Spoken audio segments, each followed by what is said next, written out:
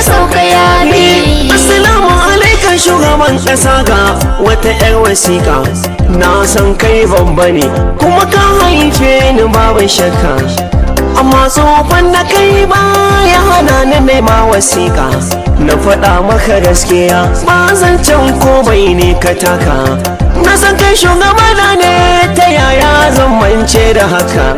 Tunatarwa zan maka in ma ka iya wa aje mulkin yafi. San ba mi yarda ba shugaban kasa mu lamunta ba. Ba mi yarda kashe yayi yawa.